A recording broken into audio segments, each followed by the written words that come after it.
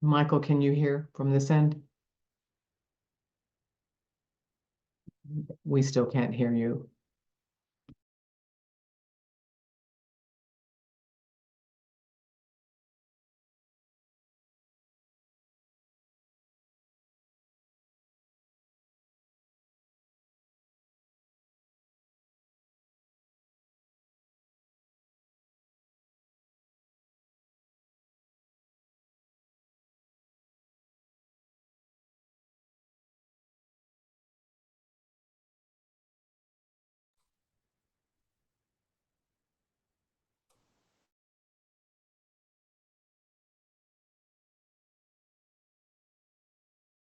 On yours, you could go ahead and. No, it's moving to. Joey, laptop audio? Yeah. Okay, let's try that. Okay. So, yeah. Michael. School, Lieutenant Governor. The host can just unmute you specifically. Okay. All right, well, good afternoon. Good afternoon, everyone. Can you hear us here? Yes. Excellent. So and we're recording. Is that correct? Yes, we are. Good afternoon, everyone. I'm James Poviwa, and I am the chair of the Sustainable Economy Advisory Council. Today is May 28th, 2024, and I'm going to go ahead and call the roll call for attendees. James, there's a lot of James feedback. James Poviwa, I am here. here. Daisy Daisy Maldonado. Maldonado Is present. present. I don't know if she's able to come off mute though. Present. Okay. All right, so Patricia. Present. I think we need to meet. No, Mute. my audio's. There's a lot of echo.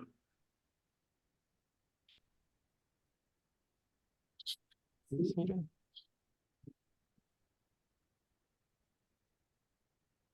Glenn Schiffbauer. Present. A lot of feedback. Can you tell if this is me? That's going to yours. I'm not on.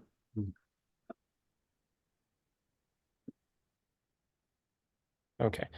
How about now on echo? Okay, great. I think we're better now.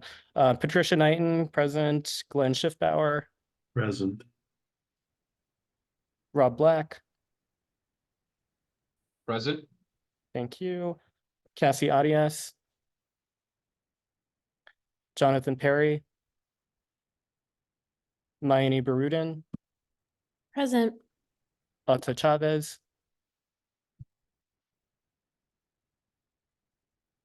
Wendy Atfidi. Janine Yazzie. Present. Thank you. Joseph Little.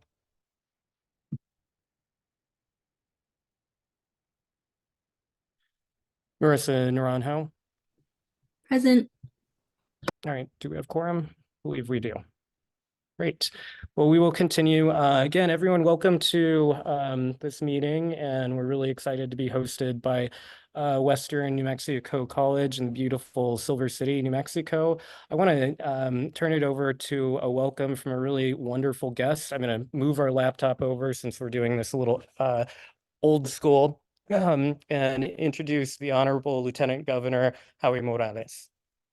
Thank you so much, and it's so good to see so many guests across the internet. Thank you for being here, and those who are here in attendance.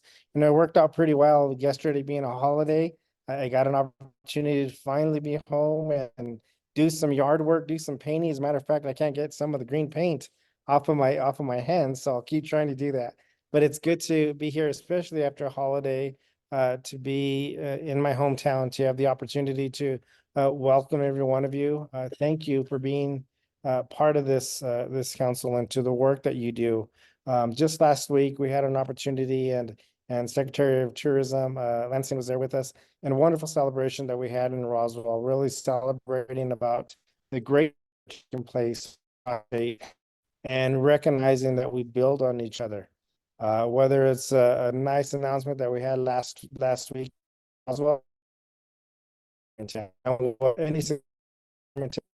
happens in Carlsbad, and anything that we can celebrate out of Albuquerque is something that northern New Mexico can feel, and that's what we want to continue to work on. And I had mentioned the importance when we talk development, and I think that's absolutely critical that we can continue to find ways to do better economy, but also is recognizing the important economic gardening aspect of it is to build on what we have from within our own and the infrastructure that's there and in place, whether it's through our public.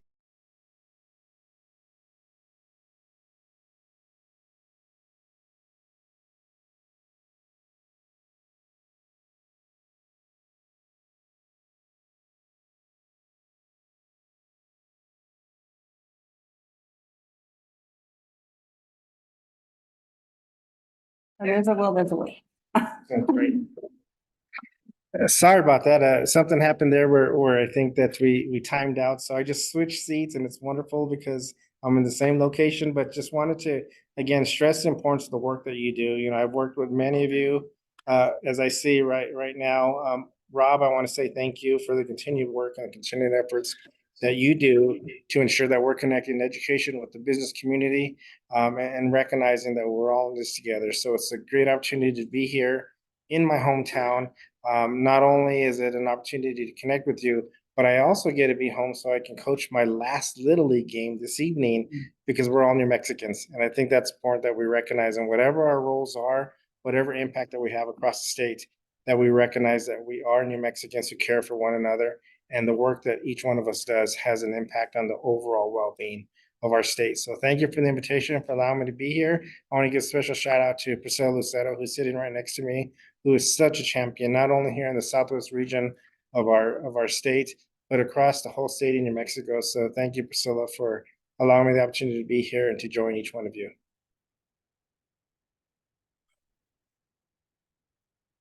Thank you, Lieutenant Governor. As usual, we're having technical difficulty, but appreciate you being here and also recognize that you have a 3:30 meeting as well. And we also want to invite you to take advantage of all the pizza that is available, because we have a ton of pizza in the room, folks, and I think your little leaguers will enjoy that. So again, thank you very much, Lieutenant Governor. Talk about an incentive to win the game. If you win the game, you get pizzas. Thank you. Thank you. Thanks, Howie. All right. All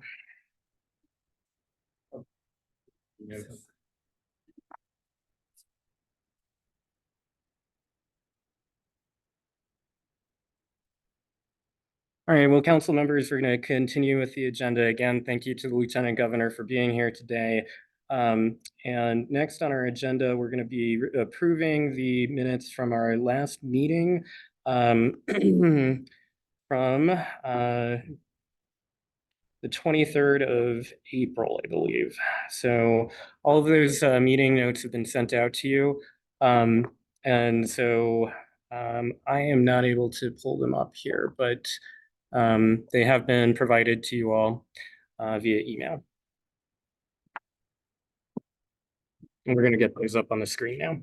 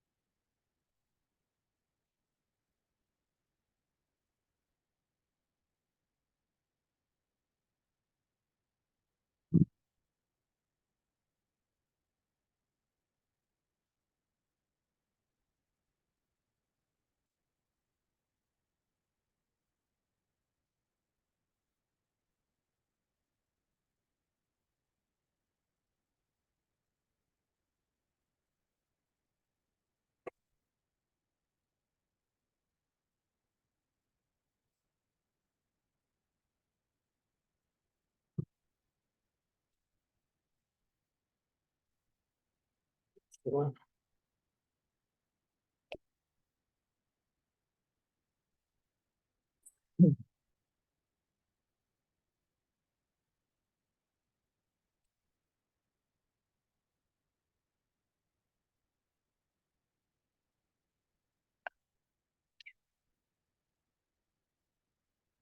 just gonna drop them in the chat.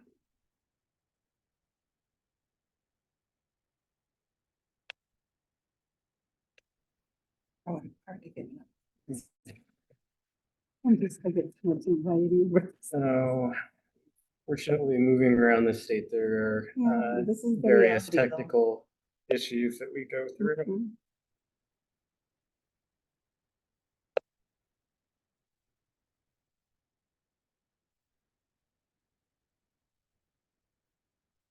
I can view them link.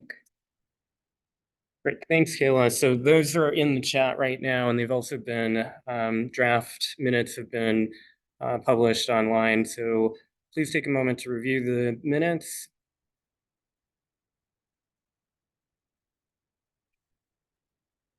And do I have a motion to approve the April 23rd minutes?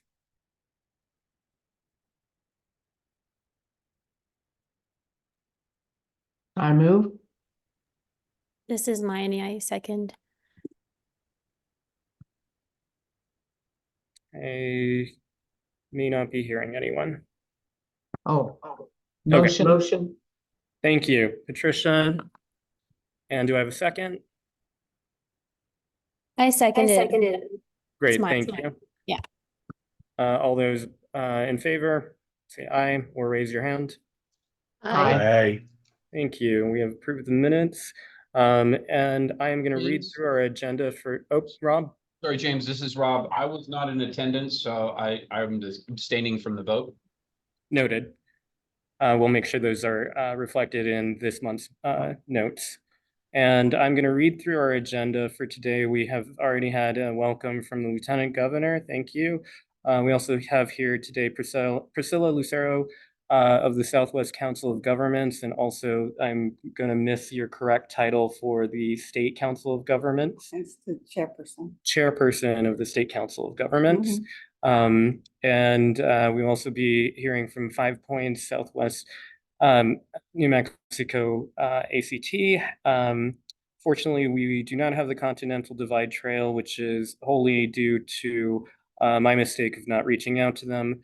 And then for discussion, we'll be going through reminders on the format for advisory council input on the Economic Development Department's statewide strategic plan, including brief overview of corresponding documents and briefing materials. 6 on our agenda, we'll have a discussion of this month's selected target sectors, which include film and television, outdoor recreation, and tourism. 7th on our agenda, we will have an open discussion of other inputs on the state plan for the advisory council.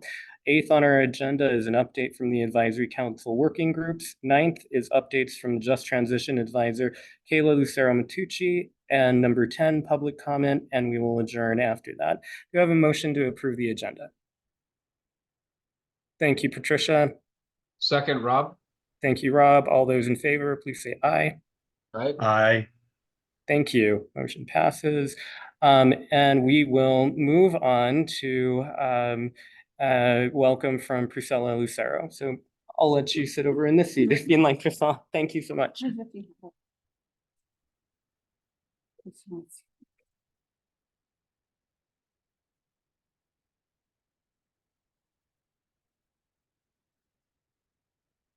So good afternoon and welcome. And Mr. Adams, you should be right here sitting next to me. Wait till I get a hold of you, Mr. Adams.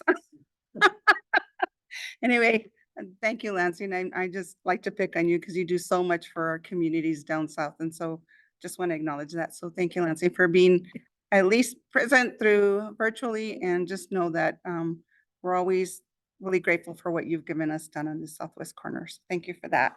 So I just wanted to welcome everyone and just talk a little bit about my region, but one specific thing that I wanted to share with you as part of one of the discussions I had with Michael, but I do cover the counties of Catron, Grande Hidalgo, Luna. And I do got to say that we do have a very, very diverse region. And so we've done many great things, everything from the dark skies to growing tilapia fish in some of the geothermal areas, to using effluent reuse for lakes and inflatable parks, and everything in between, and to create some economic opportunities and diversifying the economic opportunities.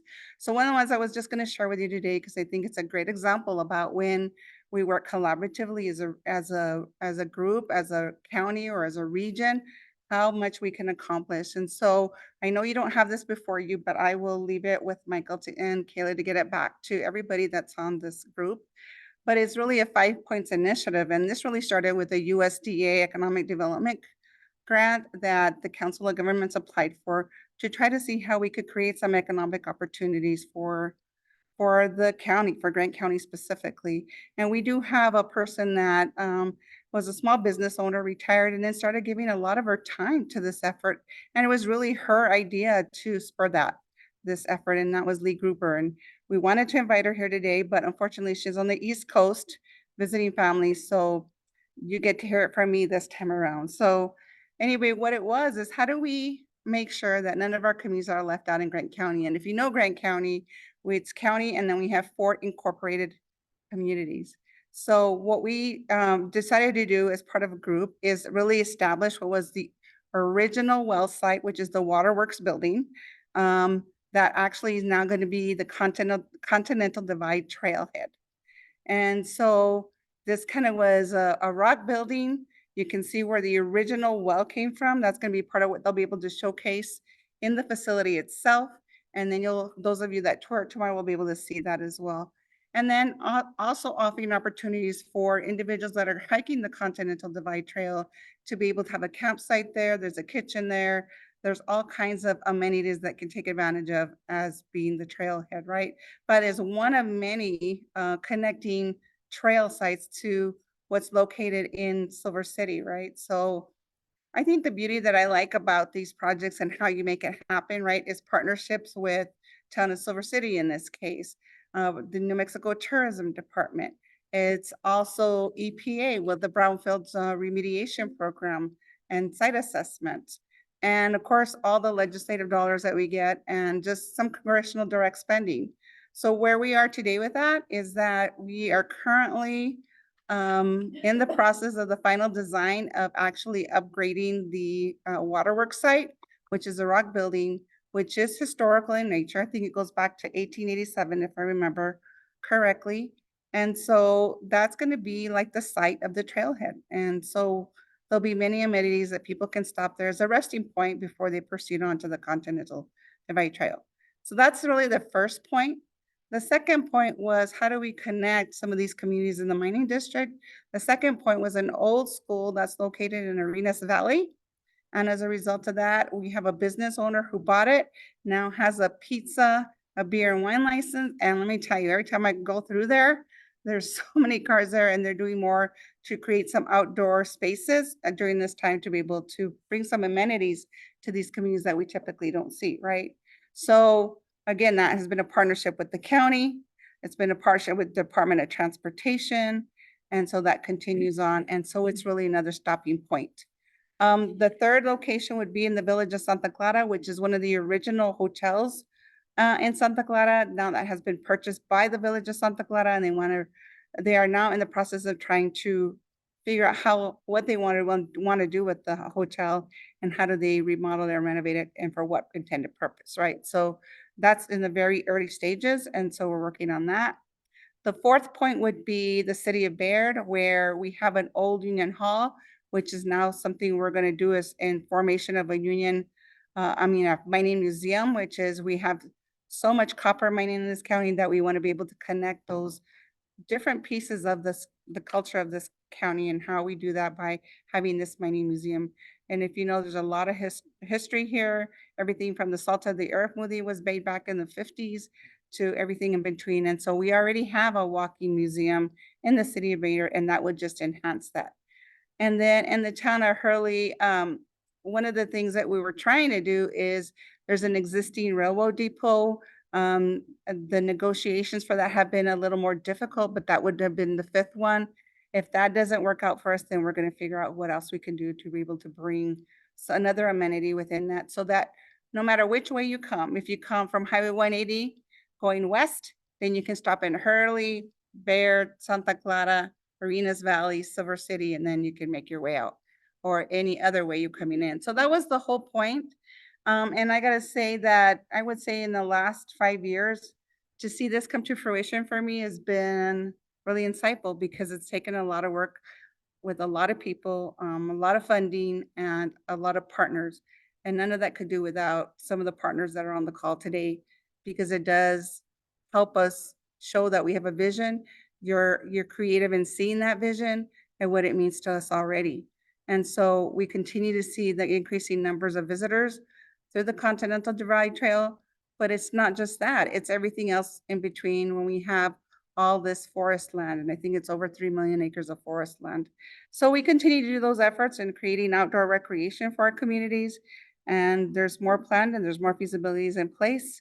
And we're only going to continue to really, how do we take advantage of the culture and some of the historical nature of our communities, and how do we come together as a unit to be able to thrive from all of it? And then hopefully then we'll tie into some of that with some of the other regional activities. So thank you for the opportunity to speak to you today. There's so much more I could talk about. Lindsay knows that I could talk about all my communities forever because I'm a big mama bear.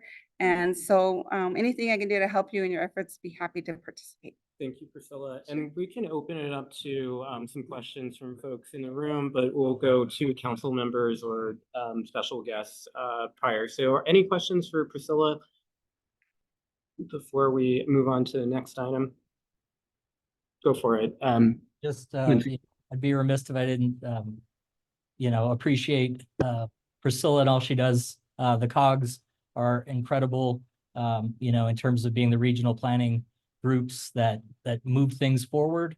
And so thank you for your partnership, Priscilla, and I'll be in Silver City soon. Don't you worry. So. Okay, I'll be waiting anxiously. Excellent. Anyone else in the room though? Okay, thanks so much, Priscilla. Thank you. Which seats All are right. you?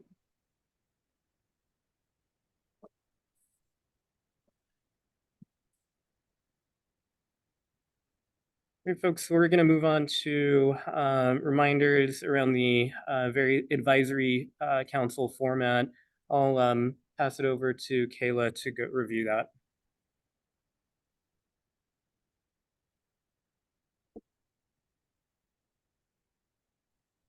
Hey, hi there, everybody. We're so grateful you can be with us here today, and we have such good turnout online, so we're glad to see that. You're all aware of the format, so I won't go in depth, but as you know, I'm Kayla Lucero-Matusi. I'm the Just Transition Advisor with the New Mexico Economic Development Department, and I chair our Sustainable Economy Task Force. And for anyone joining us for the first time for these sessions, we are moving through the target sectors that appear in the statewide strategic plan to get input from our advisory council members on these topics. And so for our advisory council members, you will have received briefing binders, but those are really just excerpts of the sections of the plan that touch on these topics. More importantly, we have 3 wonderful individuals here with us today to give you presentations that will provide background on these target sectors. So we're going to move through those presentations now, I believe. And our first will be from my colleagues in the film office at the Economic Development Department. So we have Rochelle here with us. And then next after that, we'll have AJ from the Outdoor Recreation Division. And then last but not least, we will have Secretary Adams from the New Mexico Tourism Department. So let's start off with the New Mexico Film Office, and thank you to Rochelle, AJ, and Lansing for being here with us today. Hi, good afternoon. Thank you, Kayla. Are you able to share your screen? Yes, let me do that. Designate you as co-host. Great. I am sharing it now. Let me know if you can see that. Yes. Great. Thank you all so much for having me. My name is Rochelle Bussey. I am the Senior Program Manager at the New Mexico Film Office. Today, I'll be presenting an overview of the New Mexico Film Office and the significant impact the film industry has here in New Mexico. So let's start off by talking about, if this will go, about our mission. So as we all know, the New Mexico Film Office is a division of the Economic Development Department. We are dedicated to growing and sustaining the film industry as a key pillar of New Mexico's economy. One of our main goals is to position New Mexico as a global media epicenter for the content creation and workforce development rooted in diversity, inclusion, and accessibility for all residents. Now let's take a look at what makes New Mexico a unique and thriving industry. Here you can see we offer a competitive film incentive, a world-class workforce, diverse locations and landscapes, and excellent soundstage infrastructure. We also benefit from our proximity to and from Los Angeles and our very applicable film-friendly communities. We've got great weather, culture, beauty, etc. So now let's look at a quick overview of the tax film credit program. So New Mexico offers a refundable credit of 25 to 40% on eligible expenses. This includes a 5% uplift for qualifying television series or production facilities, and then an additional 10% uplift for productions in the uplift zone. So these expenses include costs for New Mexico resident, cast and crew, and purchases made from New Mexico businesses. Another big part of the incentive is our film partners. Our current film partners include Netflix, NBC Universal, and 828 Productions. The program began in 2009 with Netflix making Albuquerque Studios their first production hub in the US. And these partnerships have significantly contributed to the growth of our local film economy. I'm going to try and play this, Kayla. Let me know if y'all could hear it on your end when I hit play. We've had some issues in the past where you could see it, but we couldn't hear it. And I'm happy to also send the link so that we can view it at another time if it doesn't work. So I'll hit play now.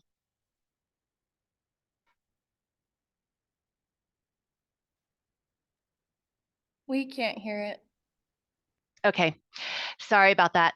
Well, let's move on. I will definitely send you the link, Kayla, so that you can send it to everyone. This is a great little snippet of Netflix in the neighborhood of kind of all of the productions that they have done. And it's just really neat to see all the different locations on the big screen with the different productions that have filmed in Albuquerque specifically. So let's go to the next slide. So now let's look at the production spend in New Mexico. Here we can see that we have had a significant growth over the years with expenditures reaching impressive figures. So this spending supports various sectors of the economy, from small businesses to large infrastructure projects. So starting in 03, going up to where we are here in FY23. And when we update this, the numbers definitely has gone up here for FY24 Q3. So we will have that updated soon. Next, in looking at New Mexico residents, we do have a large percentage of New Mexico residents who are actively involved in film productions. The industry here provides them with valuable job opportunities and contributing to their professional growth within the industry. So now let's look at the uplift zone. So this is another piece of the incentive that I mentioned. The uplift zone aims to extend production benefits to more rural areas of New Mexico. This offers a 10% uplift for productions in these zones. So the zones are outside of this bubble here. So this initiative was put in place to help promote economic growth and job creation throughout the state. So looking at workforce, our workforce training programs have created an estimated 8,000 jobs and growing with union and non-union members from various guilds. We have the Below the Line 480, IATSE Local 480, the Camera Guild, which is 600, the Teamsters Guild, which is 399, and SAG-AFTRA, and more. But those are kind of the biggest ones here in New Mexico. We continue to expand our training initiatives to support the growing demand for skilled workers in the film industry. With this, we are very proud to show that the median wage for our full-time crew members in New Mexico is slightly significantly higher than the state minimum wage. So here you can see the New Mexico minimum wage is at $12 and we're at $19.90. So this is definitely reflecting the value and impact of our industry on our local employment. One of our training programs that also adds to this is the Film Crew Advancement Program. This is an on-the-job training, which has been in place since 2004.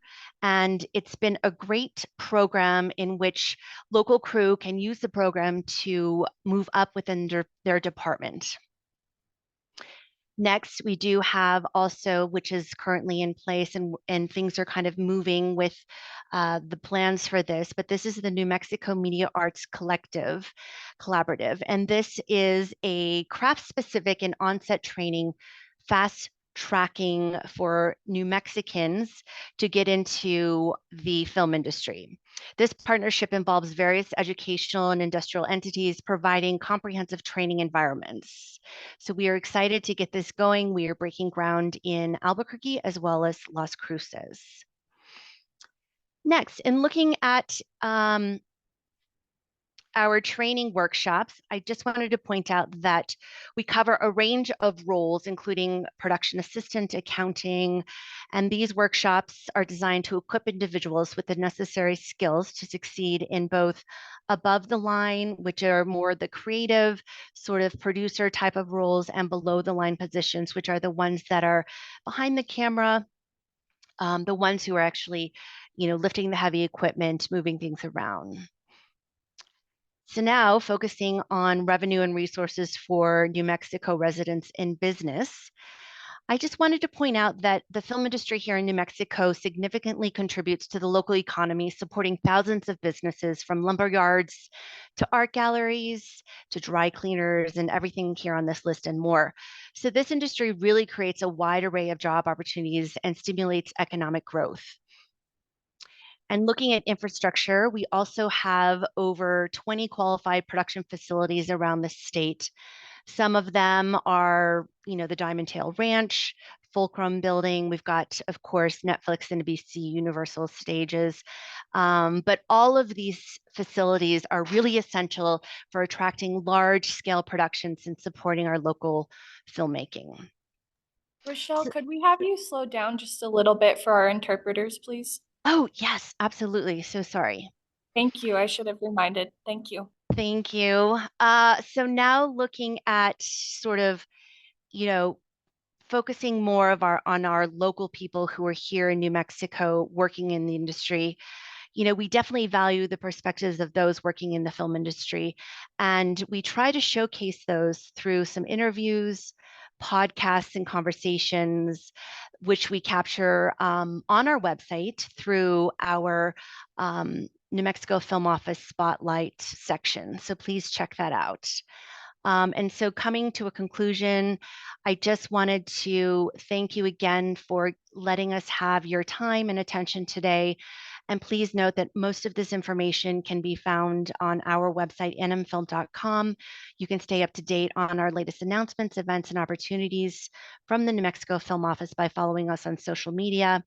And we also have a newsletter, and our press releases are listed there as well. Thank you so much.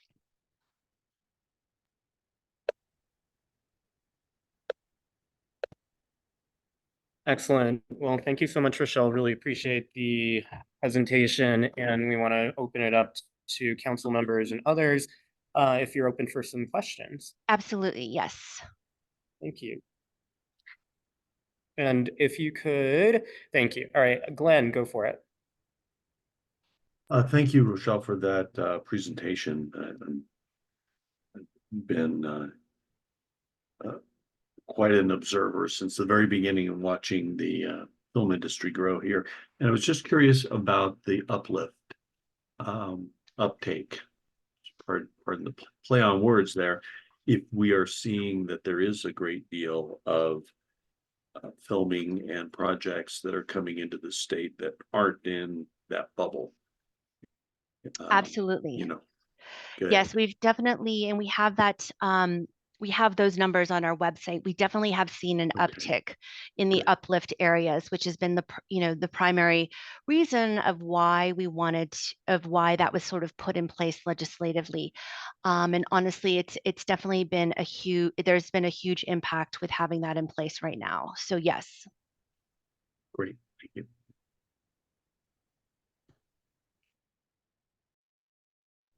I can just call on people. Rob Black. Yeah. Hi, Rochelle. Rob Hi. Black at the New Mexico Chamber. It's great to see you, and thank you for the presentation. I had a couple of things. I wanted to, one, give you a bit of update, and I think a really great organizing strategy for your a good friend of mine is a filmmaker here in New Mexico. He was just shooting in Las Cruces with George R.R. Martin, doing a 30-minute short down there, and he invited Senator Steinborn out to the set. He also had Representative and Chair Small join him on the set, where got to sit behind and look through the director's camera and the whole bit. And I think it was a great way to integrate those policymakers and budget makers into seeing what it does. And also this was, again, happening in Las Cruces, so outside of the bubble. So just as maybe a thing that other productions should be thinking about is bringing those sort of, when you're especially in your rural areas, bring out those legislators so they can see how it actually works behind the scenes. My question was in regards to the training academies and the kind of where you see, you said they're breaking ground, but kind of what is the timing? When do we expect enrollment to be able to happen and programs happening? And is there have we settled on curriculum as to what the different aspects will cover? Thank you. Great questions. Let me talk to the first part of what you brought up. So I love that Senator Steinborn and Representative Small were able to go and join that production. That's wonderful. We actually do have that focus here at the film office. Whenever we do have set visits, we are focusing more on inviting our legislators, and we have actively been doing that now recently. So as we start getting into more of the rural areas, we try and focus on inviting those who legislators who are, and also people who, mayor offices, council members, whatnot, who are sort of in that area to invite them and let them know that this is happening. Because as we invite them to set, we also kind of educate them. We have them meet local crew members, and it's just fascinating to see. And you can see that representative or senators eyes light up when they know it's their own constituent who has worked in the industry, and that they've worked in the industry for years, and yada yada. So it's really amazing, and it's definitely something that we have done. So thank you for bringing that up, and we'll definitely keep you all in mind if we do have any set visits in your area for sure coming up. And then secondly, regarding the Film Academy, that is something that our office is working with the acting executive director, Mateo Frazier. And so he has a better guideline in terms of when things are going to, when everything's going to be kind of up and running, and when we're going to have curriculum. But I know that there's been continued talks. We're also working with Secretary Rodriguez very closely on curriculum, and all of, we've got a number of schools who have film programs who are on board, and we are working with them collectively. So I don't have the answer to that for you, Rob, but I can definitely put you in touch with Mateo Frazier so that he can follow up with you on that if you'd like. That would be great. Thank you so much. Will do. Absolutely. Any other questions? I have a question, Mayor. Sure, go for it. So this is Priscilla Lucero, and I just had a question for you. What are we doing to map the assets in the most rural and frontier communities? Because I just see so many different amenities in these rural communities that could really benefit from the film industry. And I can give you a couple of examples. We have what we call a Nan Ranch, which is a very antiquated, just old school type of homes out there. And It's a beautiful place, kind of a farming community. And I think about those things in the mountainous areas. And a lot of times I think what happens is that filmmakers don't really know the assets we have in the most rural and frontier communities that could really be a benefit to creating. And just recently in my visit to New Mexico Tech and the Playas, I know there's been some filming down there as well. So what are we doing along that asset mapping piece of it? Thank you for that, Priscilla. So we do have, I love that. I would love to get you in touch with Dennis Mascari. He is our contract location coordinator, and specifically to get that ranch and also to see if there's other areas in that area that you're talking about where we could actually add to this. So we do have an online location directory, and I want to make sure that any of those locations that you or your constituents or any of your vendors may want access to, it's free to list. You can list, what the amenities are for that location, if there's Wi-Fi or if it's just land with a ranch, but there's water. That would be something that we could definitely include, and I can definitely send a link to where we can send that out to whoever you think would be interested and walk them through the process of getting them signed up. But our online industry directory is something that we do have, so that if you are a vendor in New Mexico and you are interested in working with the industry, you can definitely read our FAQs there on what that takes to become one. The New Mexico Tax and Revenue Department also has a simple form that you can actually fill out if you are a vendor. They basically just need to qualify to verify that you have New Mexico presence here, and you can get on their list as well. So there's a number of things that we could do, and I'm happy to follow up with you on an email, Priscilla, to get you that information. I hope that answers your question. It does. It does. Thank you.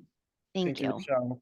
Rochelle, I had a question. I wanted to ask, there is sometimes, I think, out in like the New Mexico community, the world, a perception that the incentives that we're providing to the film industry are maybe going to high-level directors. There's a lot of misperception out there around what the incentives do. And I wanted to ask you, how are the incentives that are provided by the state for the industry making us more competitive? And are there things that we can do to continue to be more competitive and continue to build our film industry here?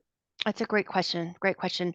Well, first and foremost, I just wanted to, in terms of, sort of what's out there with the state film incentives, we cater to everyone, even as low as a student project film or an independent project film, all the way up to sort of a big tentpole type of production with, a $50 million budget or $100 million budget.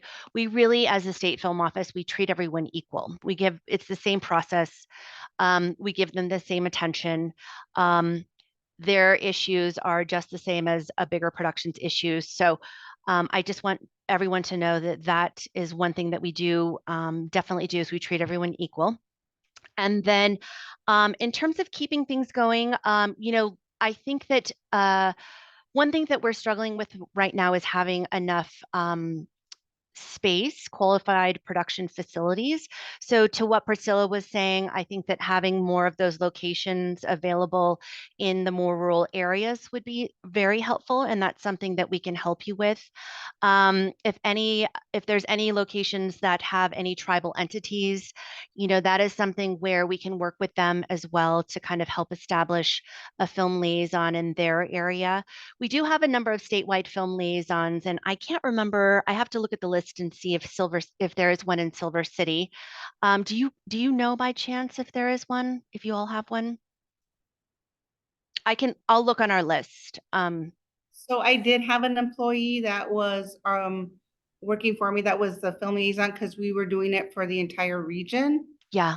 I think somehow everything's just kind of dropped, because since COVID, there's just been a disconnect there.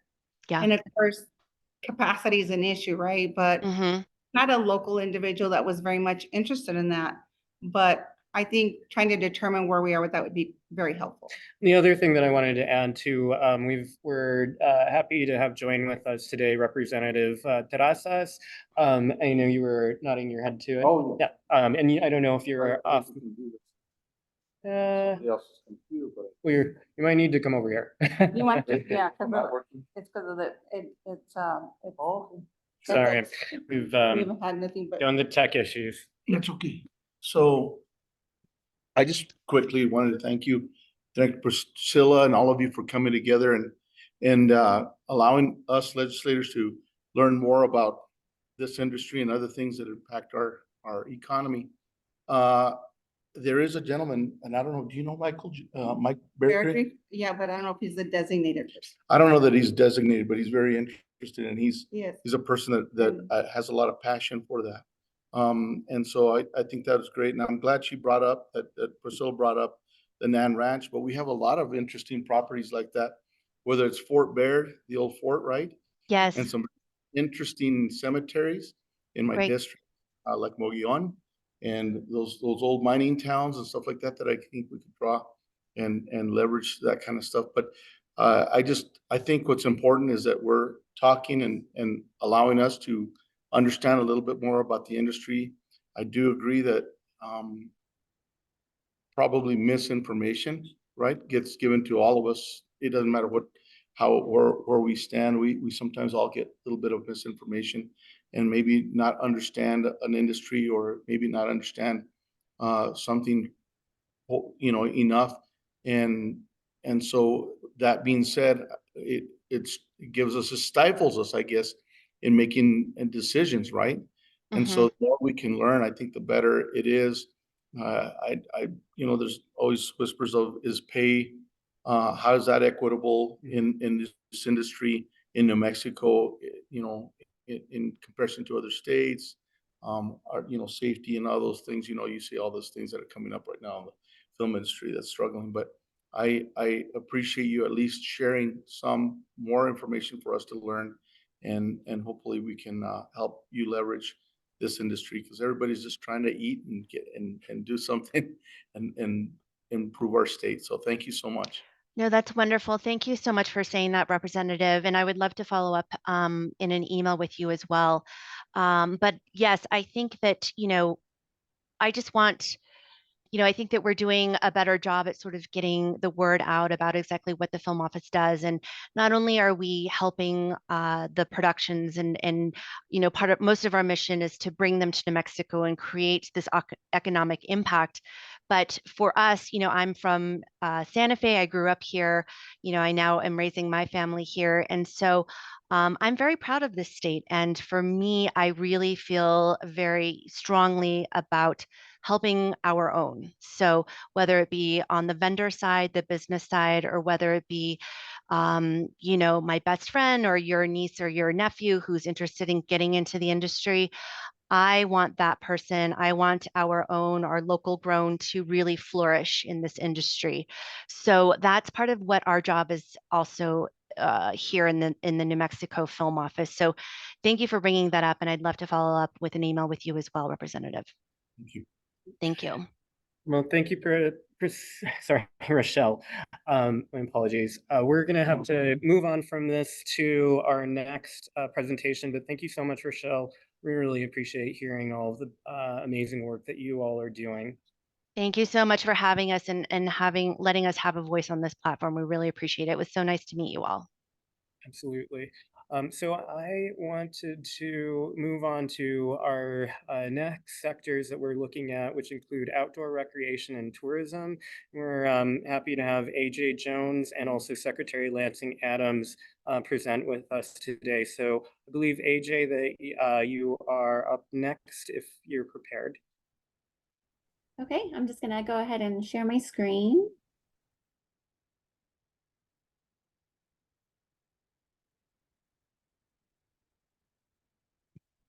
There we are. And thank you all for having me, for having ORD come and present to you today. So the Outdoor Recreation Division was created in 2019, just over 5 years ago. We're celebrating 5 years this year.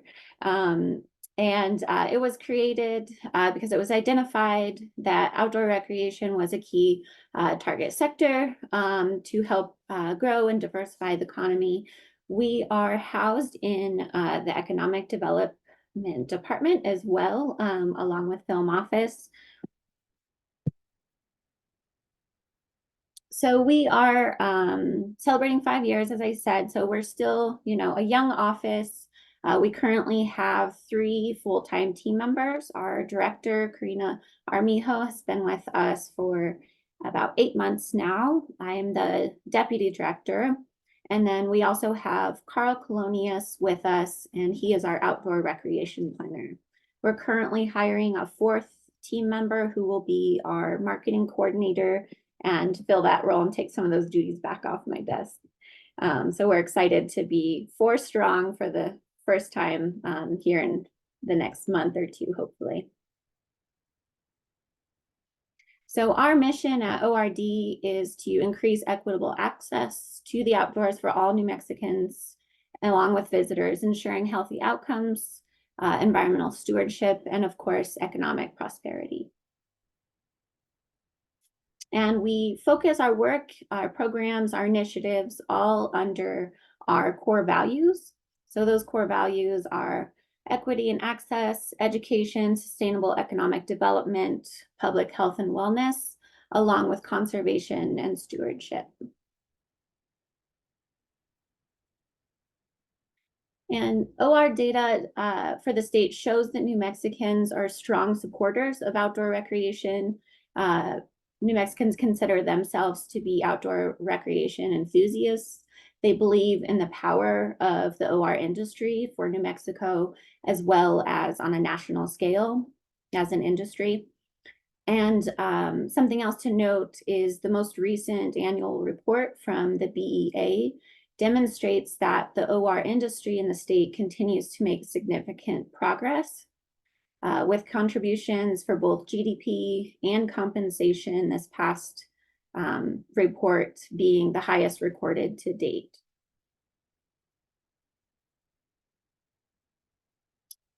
You may know of this program. It's one of the key programs that was created for ORD, the Outdoor Equity Fund, in 2019. So this leading program was the first of its kind, and other states, it has led other states to create similar programs. There's also a national program similar to our Outdoor Equity Fund that is in the works. So this program really has put ORD on the map as a leader in the outdoor recreation industry nationally. ORD has now funded 250 programs, nearly 5.7 million to date since the creation of this program. And we have helped to introduce, I can say very proudly, 72,000 young New Mexicans to the outdoors. Often it's their first time recreating in the outdoors. So this program essentially helps to foster the future generations of the industry, leaders in our state, nationally, as well as land stewards here in New Mexico. This program really is a large investment in our future and our future in the industry. Another key grant program for ORD is the Outdoor Recreation Trails Plus grant program. Since 2020, when that program was created, we have awarded funding for 147 projects throughout the state, 29 counties so far, with over $15 million in funding. So earlier in this meeting, it was mentioned the Waterworks site. That is a Trails Plus grant program site. So when you get a tour of that, check out the pavilion and the camping area. Some of that project was funded from Outdoor Recreation Trails Plus grant. Another new grant program that we had this year was our outdoor marketing grant. This brand new program was really competitive due to the amount of funding and the amount of applications that we received for it. We awarded 41 recipients, and 10 of those were event sponsorships, and the 31 additional were marketing efforts. So examples of that locally in Silver City would be the CDT Trail Days, which happened just last month. That was funded through an outdoor marketing grant from ORD. At this time, there is no recurring funding for this grant program. So this program will kind of sit aside for now, since we don't have that recurring funding like we do for our other 2 grant programs. And then the additional efforts that I wanted to share with you today that the ORD office is leading are conservation efforts, again, falling under those 5 core values of where we focus our work. ORD successfully led a petition to protect 125 miles of rivers in northern New Mexico. We're also helping to designate additional sections along the Rio Grande Trail, which will be our state's long trail, much the same as trails in other states like the Arizona Trail or even Pacific Crest Trail that goes through multiple states. And it really does complement the CDT. We also work really closely with partners to create programs that help with outdoor recreation business development. We are currently working with CNM Ingenuity. Their NM Activate arm is a contractor with us who will be helping us run an OR Business Accelerator. This accelerator will be a 14-week program. There's not very many focused OR accelerator programs in the nation, so it is very unique. Another thing that's unique about it is important to us that all businesses of all sizes, longevity, have an opportunity to participate in an accelerator, not just startups. So established businesses can also participate in this program. And it is also a free program. So helps to lower some barriers for our small businesses. New Mexico has a lot of them. And then we are also working with Activate New Mexico to put on our annual adventure pitch. It's a startup pitch competition.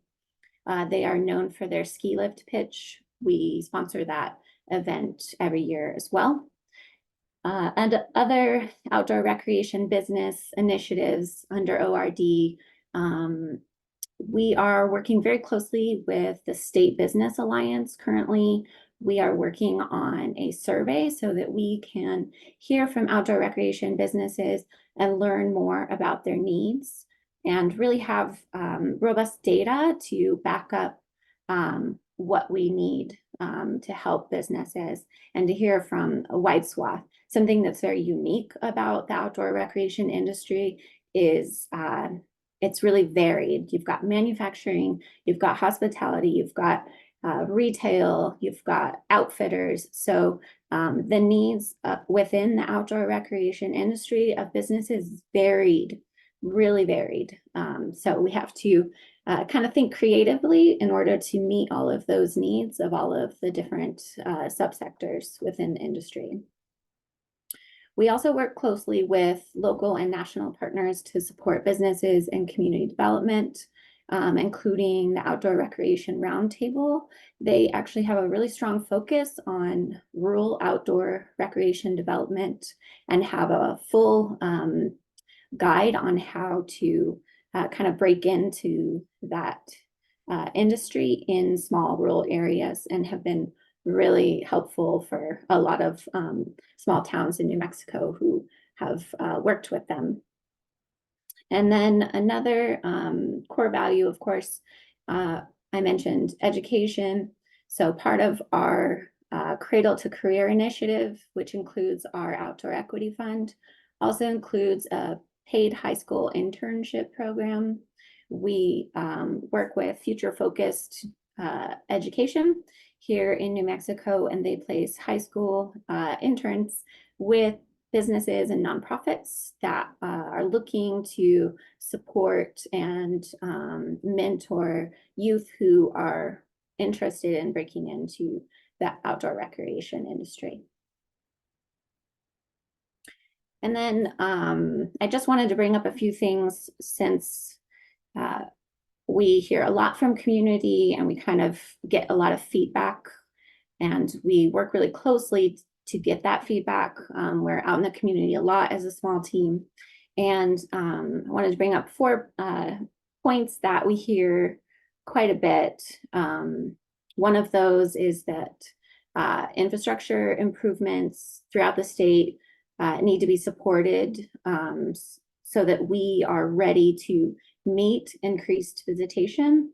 And one way that we work towards that, of course, is our Trails Plus grant. And then other feedback points that we hear quite a bit from the community, the OR community, is public safety and just concern, again, about increased visitorship, making sure that our New Mexico search and rescue teams, which are all volunteer, are supported financially and active. And then 2 points that come back to the workforce is business assistance for, again, those wide range of subsectors. So each of those, sectors within OR businesses have very unique needs that are different. A retail business is very different in their needs than manufacturing, and just helping to make sure that everyone is linked up to the resources that are appropriate for their business type to help support a workforce. And then also, lastly, we've heard quite a bit from partners and community that there's just a lack of diversity in higher education programs to help support folks who are interested in breaking into the outdoor recreation industry. So continuing to diversify higher education programs that help to educate youth, anything from certificate programs all the way up to 4-year degrees. We definitely need to increase that here in our state. And that is all I have. Thank you all for taking the time to listen to me, and I'm happy to answer any questions you might have. Thank you, AJ, and appreciate the presentation. If you could stop sharing your screen, we will make sure to share your PowerPoint with council members and place that on the EDD website. We're gonna, if it's all right with you, we're gonna move on to our next presentation, and then sit for questions, if that's all right. If you have a few minutes. Thank you. So Secretary Lansing Adams of the New Mexico Department of Tourism, are you available? Yes, I am. I'm just trying to figure out how to share the screen here. Okay, no problem.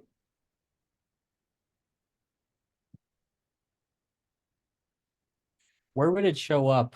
Is it? Oh, good question. At the very Share screen at the bottom there. Very bottom. Thank you. Appreciate that. look like a green button in the center.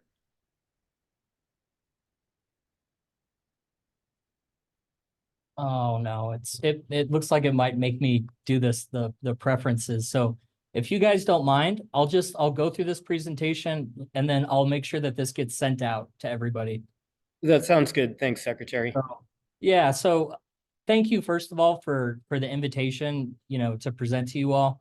When we talk about tourism, when we talk about economic development, I mean, especially looking at our rural communities, they're really there's so much overlap there in terms of an industry that is a low barrier to entry, that does have so much kind of room for growth and diversity for growth.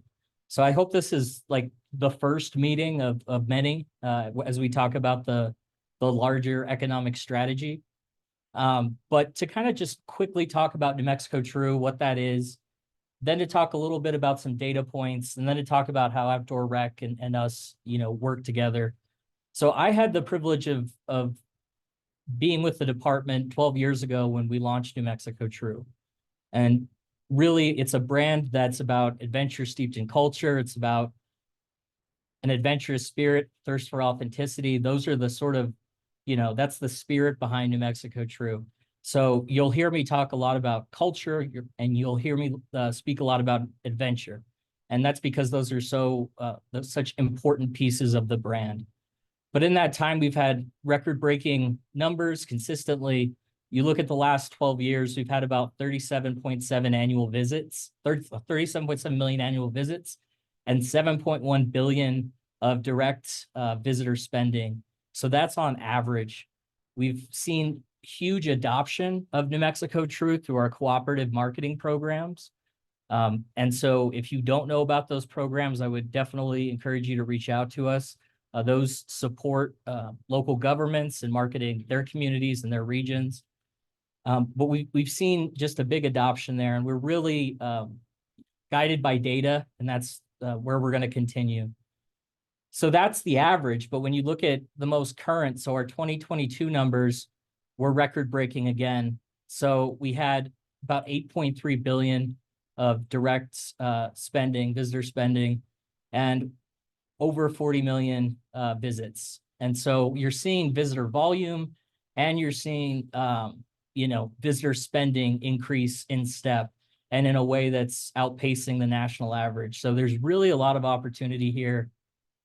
What does that mean in terms of taxes? So as of 2022, so those numbers had us at 782 million that the state was receiving, state and local governments, in taxes through tourism, also supporting over 91,000 jobs within the economy.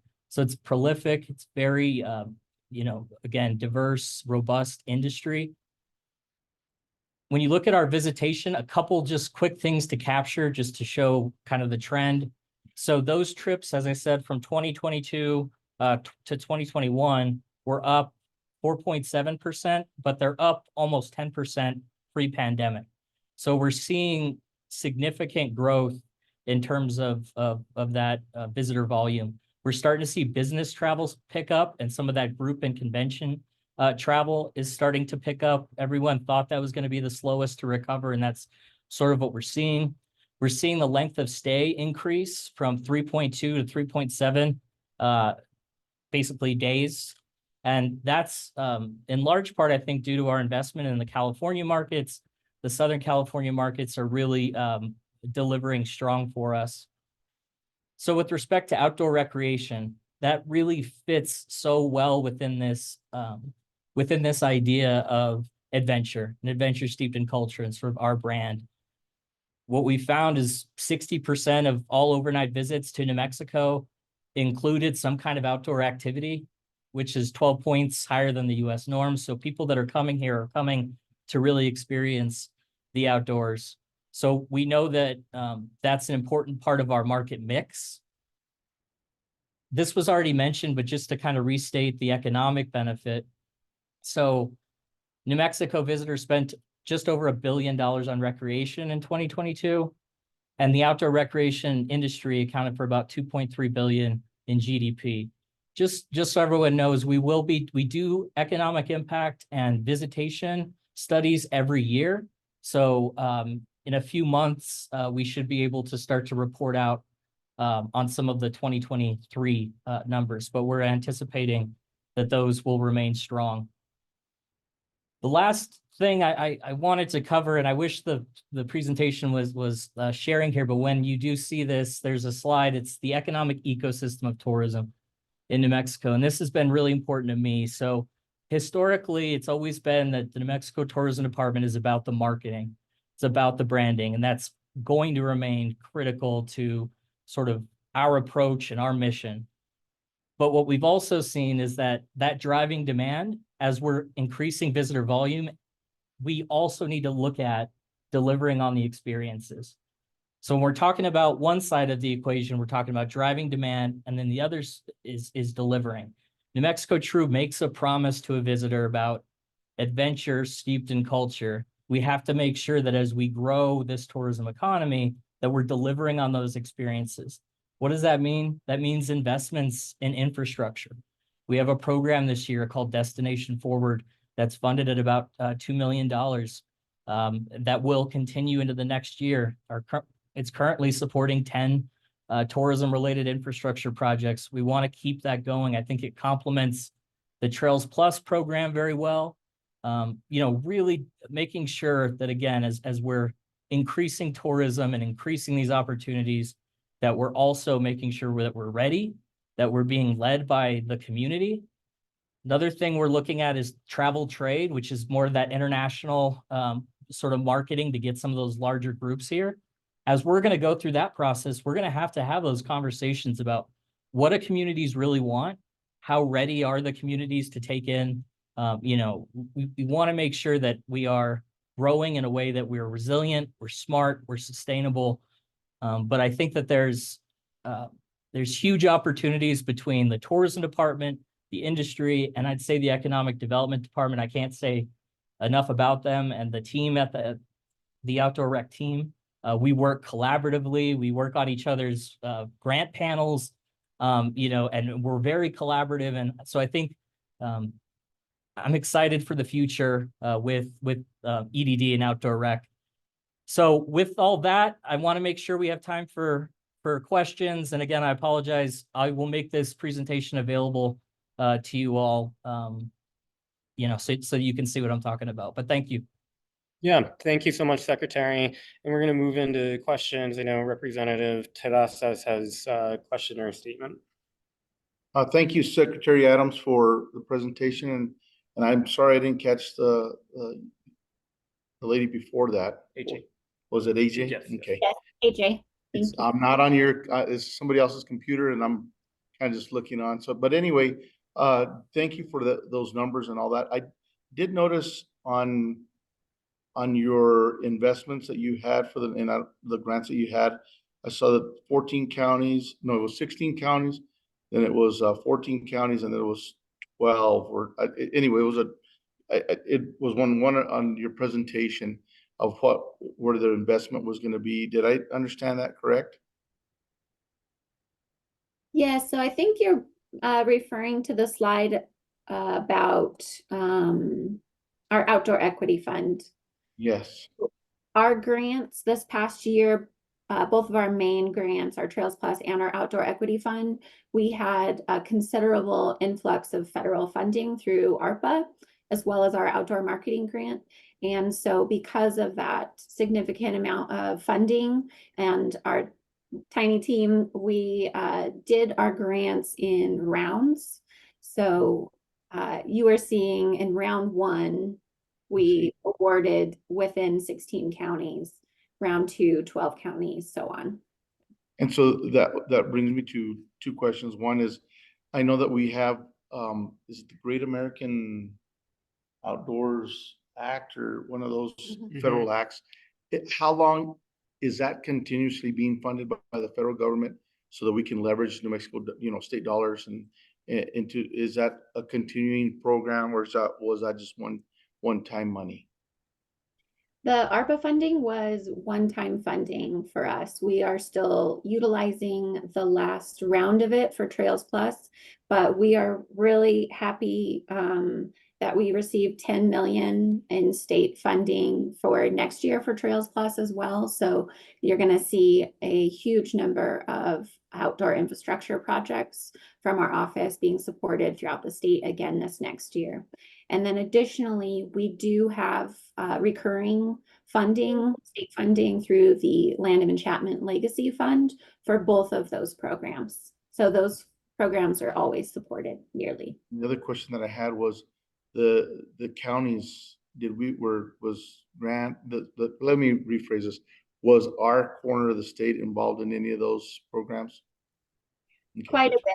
Yeah, we have tons of Outdoor Equity Fund recipients in the area, as well as Trails Plus grants. I'd love to see. Just want to know I'm doing my job over here, Representative. I just like to see a list so that I can honestly thank you guys for all that, because you get pulled into all kinds of different meetings and being pulled different ways, and I think that's something that I need to be aware of so that I can also participate in just thanking you guys for all that work. Because not to take credit for myself, but for credit for the hard work that Priscilla and whoever else, the agencies that are working dollars together. to the funding, right? I think Um, that's the most important is Right. how do we get the dollars to the agency Mhm. so that they can make these differences in the rural communities? And really, that's your role. That's Mhm. part of the policy. Mhm. And then I had one last. Sure, 'Cause go for I'm it. sorry. Yeah, no. Right. I didn't see any UTV use on there. I was looking at your little icons. Is that not part of your platform? Yes, that's absolutely included in our definition of outdoor recreation. And we do have several outdoor infrastructure projects funded through the Trails Plus grant that do help, including making OHV use and conflict with that use lessened by changing up access by adding cattle guards instead of gates which let cows out and all of that. So yeah, we've got a few really unique Trails Plus grant projects. That's nice to hear. I think that's something that my wife and I, Mandy and I, and the kids, we've done a lot of that type of recreation in other states. And I think where we lack is some of and you're starting to work on the infrastructure, right? And the mapping. So when I go to, let's say I went to Moab, one of the more important things are you go there and you can go, if you've never been there, you don't know which trails are where they're at, a map of not only where the trails are, but the difficulty of those trails, if you're willing to take that challenge on or not. And then beyond that, some of the trails are off. You cannot use an UTV, and they're made for maybe just other types of Walking, recreation, walking or hiking or maybe horseback. And I think that's important. I'd love to see our state leverage that type of mapping in regions so that we can you come in and let's just say that you come into our local Chamber of Commerce or the what do you call it, the new the little building over where the visitor center, and come in and you can at least pick up a map and no, you know what, I don't want to go on that trail, it looks good, but there'll be UTVs on there, maybe I'm more comfortable on a different trail. Anyway, thank you for your presentation. We'll have time for 2 questions on this. We are getting close to time. However, we did start late due to technical issues per usual. So council members, are there any other questions for the secretary or for AJ Jones? I have a quick question. I've looked at some of the numbers that have been provided in some of our briefing binders. And there are, states throughout the 4 corners in the West that, arguably may not be as stunningly beautiful as New Mexico, but they are ahead of us in terms of outdoor recreation and the tourism dollars that are coming in through there. What are some of the particular barriers that may be facing New Mexico, and what can we do to create more incentives to continue to grow in this industry? And then also, how is this a builder for rural economies and for small businesses? Yeah, for that question, I think it's a large question, but I think in terms of our regional competitiveness, we have seen significant competitive advantage growth over the past 12 years. When you look at the budget and what the legislature has appropriated, which we're so appreciative for, it's given us a share of voice that we never had before.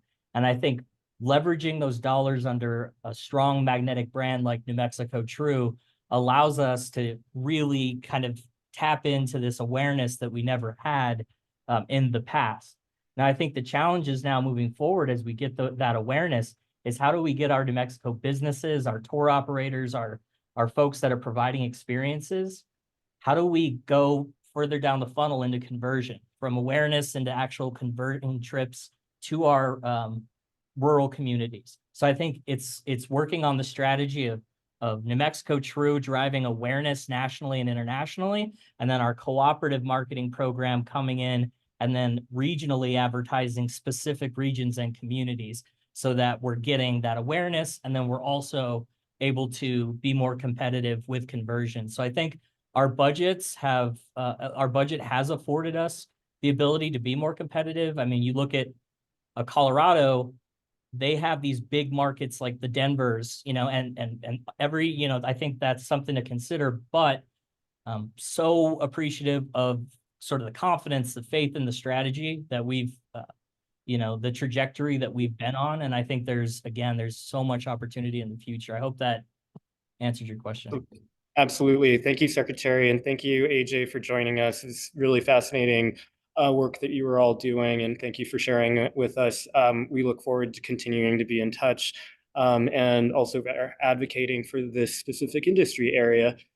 So I'm going to go ahead and move on to our next item on the agenda, which is report backs on the state plan. Or I'll turn it over to you, Kayla.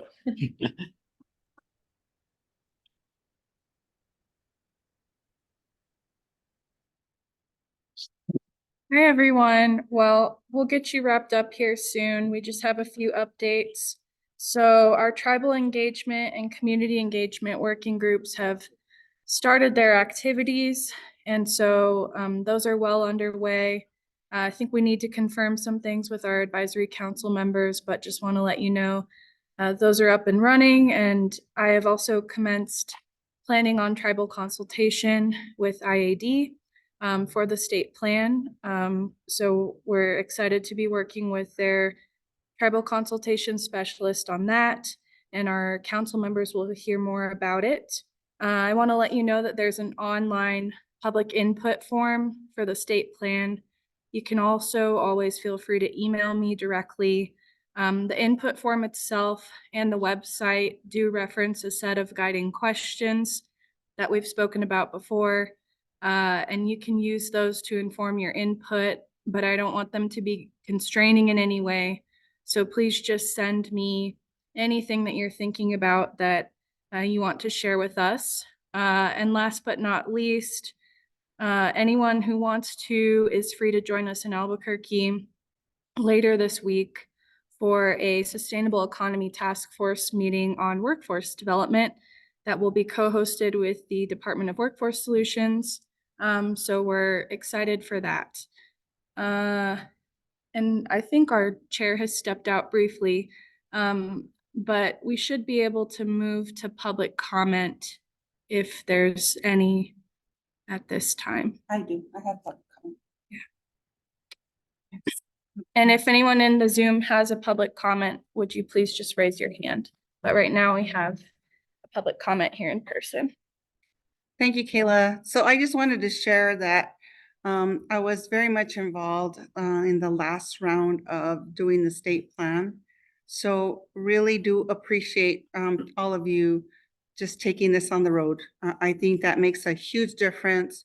It validates our communities, especially the most rural and frontier. So I want to personally thank you for that. The second thing that I like to ask is for how do we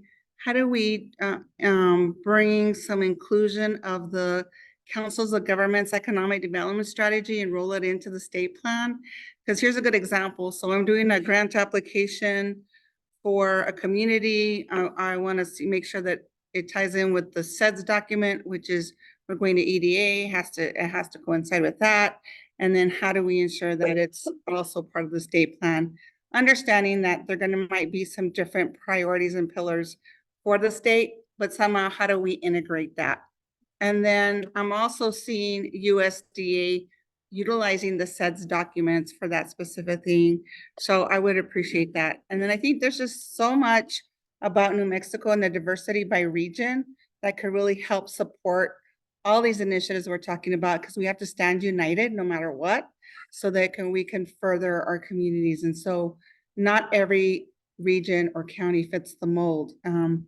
And I think we all understand that we're all dealing with capacity issues. I think that's just the norm right now. We're all just trying to do the very best that we can. But if you could consider just looking at that, and I think if you're seeing your numbers, Kayla, from the survey not be where they need to be, please send it to the COG directors and we will make sure that we get all the people to respond, because it's critical. It's critical. The data is important to be able to make valid decisions on what we need in our communities. And I think that's why coming to the region is so beneficial, because you get to see things that otherwise you wouldn't. And not only do you get to see that, you get to see the investment from the state agencies, the investment from the federal government that are making change in our small frontier communities. So thank you for the opportunity, and appreciate the opportunity to speak to you. Yeah, and thank you so much. Now is probably a perfect time to say that we're planning on hosting meetings for COGS as part of input into the plan. Great. So we're excited to have those discussions, and Wonderful. we appreciate all of your important work. Thank you. James. Thanks. So any other public comment also in the room too? Great. All right, well, seeing that there is no other public comment or further questions or comments, I'll entertain a motion to adjourn. So move. Thank you. Second, Second, Rob? thank you. All in favor, aye? Aye. Aye. Excellent. Thank you all. We will see you in June. We are adjourned.